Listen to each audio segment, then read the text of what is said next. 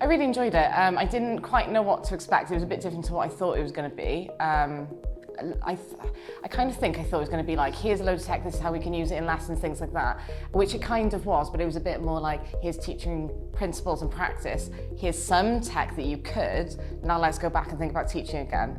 So I thought that was quite nice. I thoroughly enjoyed it, I really did. There was a couple of things that I know I'm going to take away from. It's really made me reconsider the way I deliver my units. I loved as well being able to play with all the new tech that you've got to offer. It was really, really impressive. I liked that it was a short course, so it was over 5 days, and each day then had a different element, so it really helped with looking at the digital design course and breaking it down. Well, I really enjoyed it, I've got to be honest with you. It was very clear, very supportive towards the digital movement within education. I think, personally, it is the way forward, and it gives you better alternative towards plannings and technologies that could be used within the educational force. I thought it was great. It was really nice to be able to have time to speak to other colleagues, not only that I work with, but from other campuses and other colleges, to see other people's experiences as well. And sometimes, because you only really deal with people that teach similar subjects to you, it was actually nice to speak to staff that teach other subjects and see how what they're doing may work within your subject area that you've never really thought of in that respect. So for me, I think the collaboration side of it, and everybody's like being really keen and seeing sort of teaching ideas. For me, it was the storyboarding, so I've never done storyboarding before, so that was a new way of learning. I really liked the element of doing that for planning a unit or a lesson as well, and I liked the idea of multimodality, so giving students the opportunity to express their creative ways of learning as well. Well, the learning types was really interesting. Obviously, it's something that I was vaguely aware of anyway, but I've never implemented it as part of the planning, really. When we analysed what we were currently doing, I noticed that I was very much leaning towards a couple of those learning types, and it wasn't a very balanced sort of plan for the whole unit. So I'll be amending that. Yeah. From the course, it's kind of made me think a bit more from like a learner point of view, and how they would probably feel from that, and the fact that, you know, I'm racing forwards and that they need to kind of have a little bit more time. Key points is I don't have to go hell for leather, if I'm honest. I don't have to incorporate everything that I want to incorporate for the sake of incorporating it. I think sometimes you can go too far with digital technology nowadays because there is so much on the market now and so much that they're trying to link into teaching. So with the storyboarding exercise, I think it was great for me to be able to visually see how I'd plan a lesson than the old-fashioned stream of work. Being able to adapt it and change it, being able to visually see that, and then you can change elements of it as you go along. But also, you'll be able to do your graph as well, so I can see where areas of teaching methods I need to improve on, and where I also need to implement more, or maybe not as much. I think, you know, not trying to do too much has been one of the emphasis on this training. So just looking at what I already do and seeing if I can just tweak it to add extra bits of benefits to the students.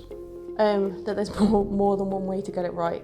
I think when you see someone doing something else, you panic that you're not doing the same thing, but actually what you're doing isn't wrong, it's just different. And when all the different subjects are so varied in the spec and how they're delivered, that's fine as well. And then I think as well, like the marginal gains, so let's not go crazy and change it all at once, you know, little bits at a time and build up to it. So I think for me, that's like reassuring. So I teach law and police powers, so we do a lot of work with the different emergency services.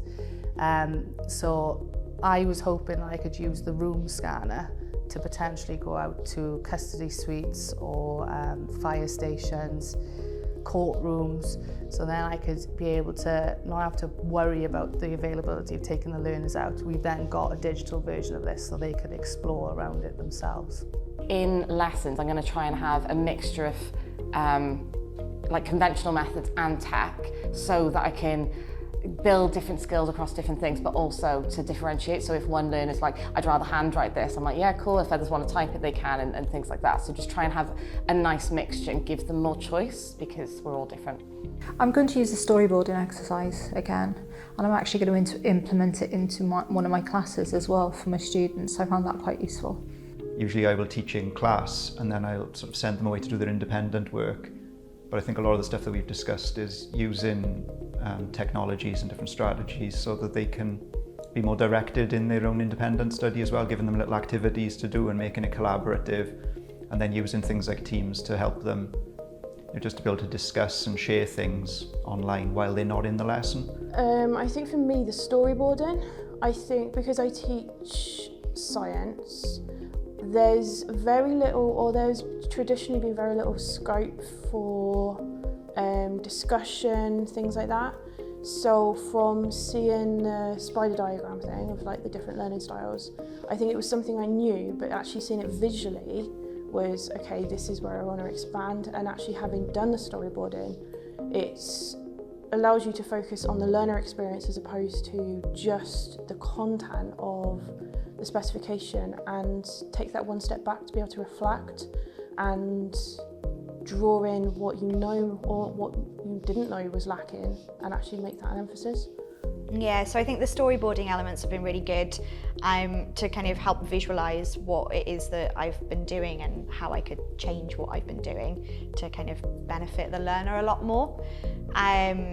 Looking at the different like learning types and incorporating those and trying to create a lot more variety within a session. I quite liked the tweet style overviews, and that would be really good in terms of just like a basic introduction, something for the learners to take away as well. And it'd be really good just for like instead of aims and objectives, just like have like a very short kind of, this is what I want you to get out of the session. It's made me reevaluate the way I teach and deliver. I think now I want to find a balance between the traditional teaching means and then with the new technology as well that we've got to offer. I think we've got it, so we need to use it. Before, whenever I'd sort of plan for a unit or a lesson, I would always think about the assessment criteria and the teaching that needs to be done with that. I wouldn't really think of the learning process and the learning styles for our learners. So by doing this course, it's made me think about more of my planning process and think I actually need to plan for learning and make sure I get all learning styles in as much as possible, rather than think about the assessment criteria and key dates that way instead.